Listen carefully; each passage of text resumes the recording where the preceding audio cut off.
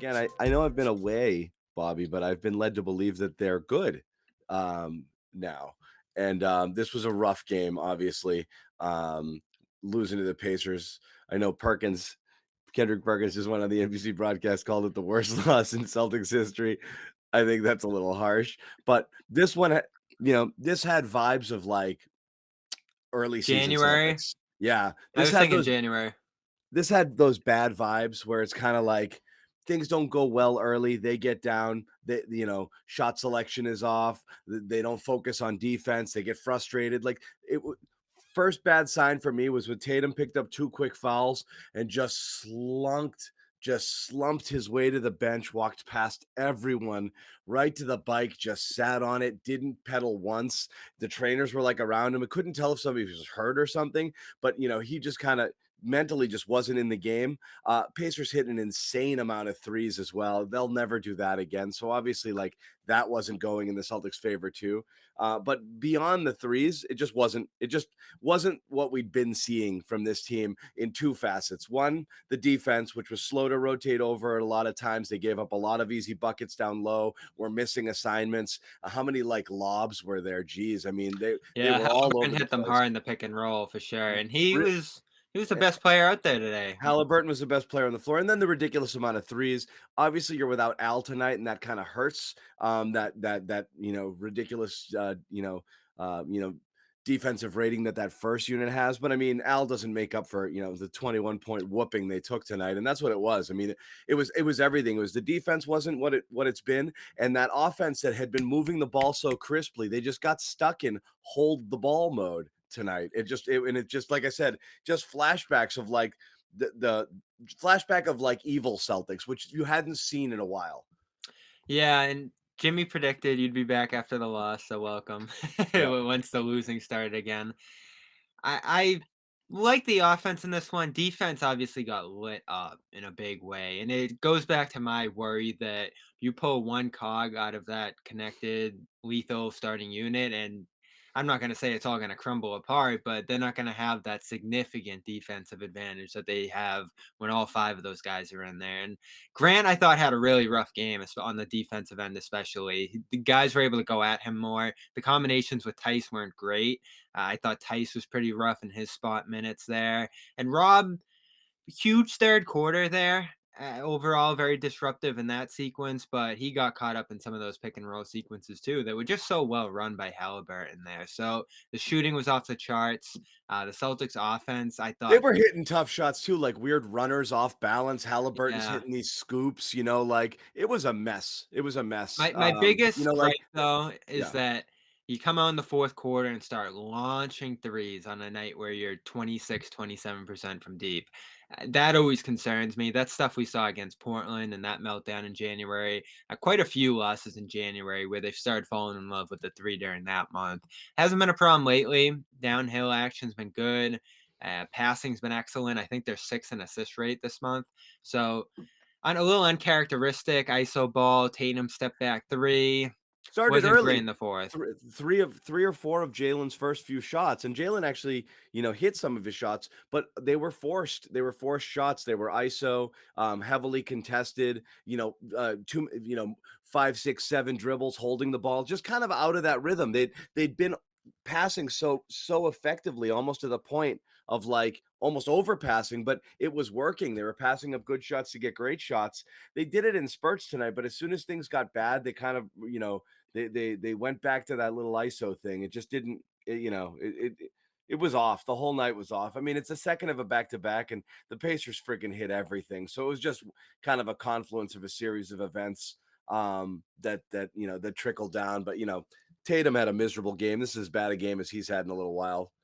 Yeah, that sequence late in the 2nd, it was like a one-point game midway through the 2nd, then Brissett started piling on the threes there. I think he had 3 late in the 2nd.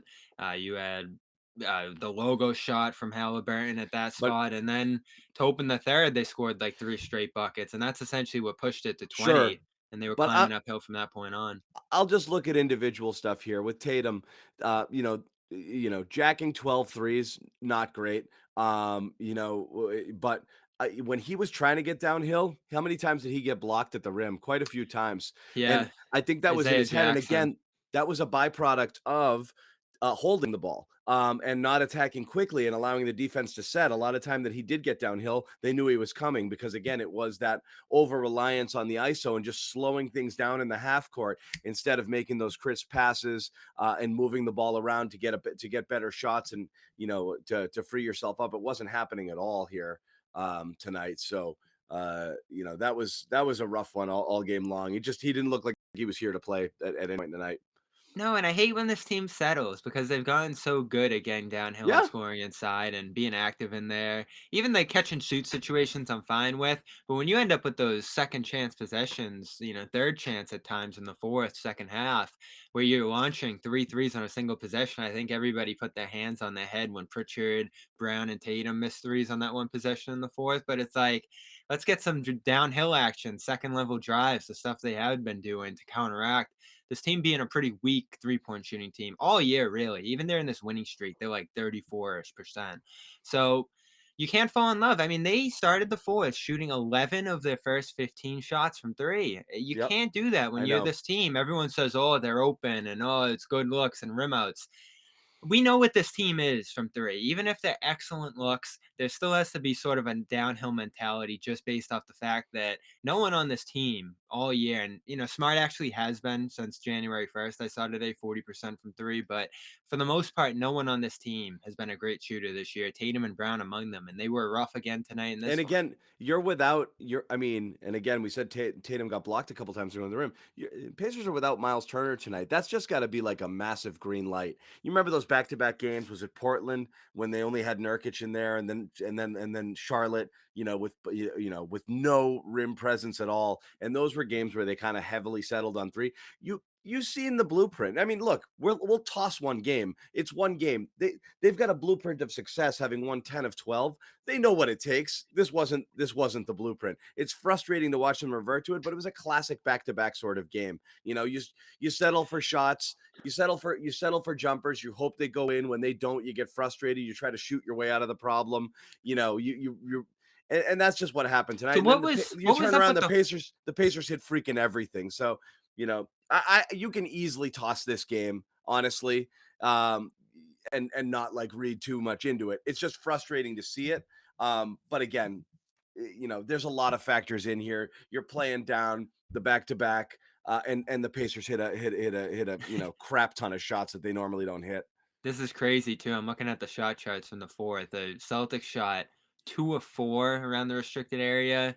The Pacers shot 1, 2, 3, 4, 5, 6, 7, 8, 9 of 9 in the restricted area in that So fourth that's the quarter. thing is like everyone was talking about, you're seeing a lot of reaction on Twitter, like, oh, this is an inordinate amount of threes. Celtics gave up a lot of easy buckets too. So I mean, Transition, a yeah. lot of easy buckets too. It Yeah. just wasn't an uncharacteristic game. So whatever. Like I said, we can toss it, right? I mean, Yeah, yeah, I so the weird thing to you me in don't want to this one. see you don't want to see them stack them. The slightly worrisome thing here is you're looking at 3 out of the last 4 games where you're not getting an A effort, against subpar teams. So you've got 2 against Detroit where you play them at a standstill yesterday and you pull out the game in the fourth quarter. Great, you're supposed to have those games, but you lost the one going into the break and clearly a game that they just weren't into. And then this game would just look like they were just kind of going through the motions. So you don't want to see them reading their clippings, so to speak, and like getting, ahead of themselves with it. The blueprint is pretty freaking clear what it takes to win, and it's constant effort and energy. It's just not a team that can coast. It's not, No, um, I it, don't it know, was isn't. this They a low have to energy play. They got to kill. They have to be playing at a 10 all the time. And when they do, they're a really difficult team to play against. was this a low energy game, though? This was a discombobulated game, I Yeah, think. I think it showed some of the I old think it was habits. from like I think from Tatum, it was pretty low energy game. I think again, They were um, pushing back so I love the 3rd quarter, yeah, if we're just gonna stick on the game a little longer here. The 3rd, they were super active, and my only problem with Rob, who I thought did a million different things there to get them back within 7 after trailing by 19, was just the tipping the ball around the basket, playing volleyball in there, because he had his hands on 2 firm yeah, putbacks there that would have that made was it, I'd say, frustrating. 5. But overall, he was great in that frame, and I think another super active game from him where his hands are just in everything. And there was one great possession where he was out on Haliburton, covering him on the perimeter. Haliburton didn't really want to shoot over him, and they end up going for 2 second level drives in there. And Rob just repositioned himself in the lane so well and got that great block on Brogdon. Another weird moment in this one was Brown shoving Goga, which I actually thought he was going to get ejected after. That's usually an ejection, right? Getting up, shoving a guy. I know Goga didn't go flying. If he flew back and did like an Embiid, he probably would have gotten ejected, but they just come away with a technical there. But that to me could go either way. If he got ejected there, that would have been a horrible moment. If he didn't, of course he didn't there, you're probably gonna have Nick and Max saying, "Oh, look at Brown, he finally got in a scuffle." And it's true. I think that was the first scuffle I've ever seen Brown in, at least in recent years. I like to see it, but why did he push Rob?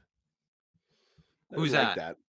that. When Rob was trying to hold him off, right before the camera cut away, he tossed Rob too, Oh, and I was I like, didn't see that "Hey, part of it. don't throw Rob." I was just frustrated. I think he just wanted to get his 2 cents in with the refs, but, And Scal's on the broadcast thinking that Goga was gonna be the one who really got penalized there because he yeah, had the hard foul. it was I'm like like, playing what are we, 8 years old? There's no do-overs here. They didn't call the foul there. I mean, yeah.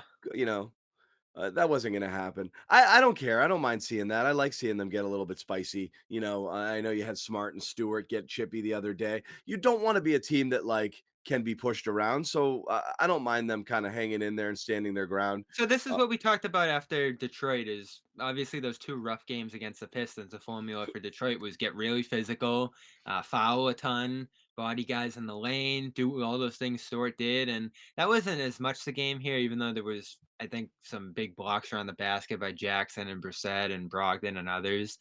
But it's still a little bit of what you talked about earlier in the show there.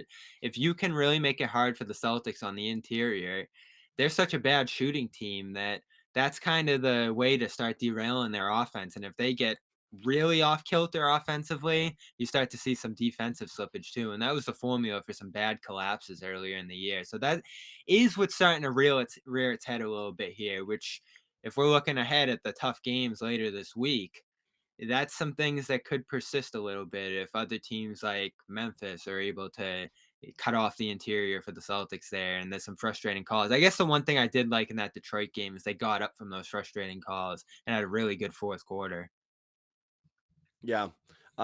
Searching here for some topics. Nothing really here other than, not the best effort. But trying to see if there's anything justifying the Al thing. It was basically a maintenance game. Al was a break glass in case of emergency situation tonight, but he was I never thought it was weird they didn't use him at all, especially after they announced it was going to be like a minimum minutes game. They just ended up putting him on ice, which is fine, I guess, if they feel like that's what he needed.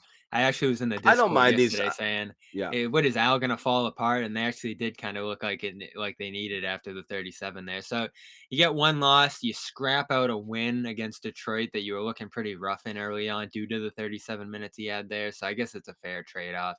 It's just you do hate to lose this Pacers game when you have so many tough ones coming up: Atlanta, Memphis, It's fine. Brooklyn. Again, it's not an overreaction game. It is a I think you toss this game back to back, tired, sloppy, not their best night. Pacers shot the hell out of the ball.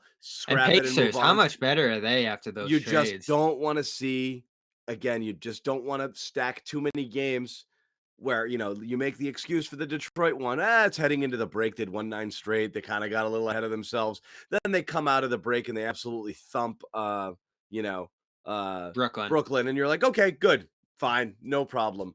And then you struggle again against Detroit a little bit, and then here. So again, I just, everything's been so overwhelmingly positive. You just want to see not falling into kind of any old habits. So next week's going to be interesting. We're looking at Memphis, we're looking at Atlanta, and we're Atlanta. looking at what's the weekend game? The Nets, fully loaded A probably, aside fully from loaded Simmons. Nets. Yep. I wouldn't count on Simmons for that game, but Durant, Kyrie will definitely, ooh, yeah, no, it's a Boston one, so Kyrie will be playing if you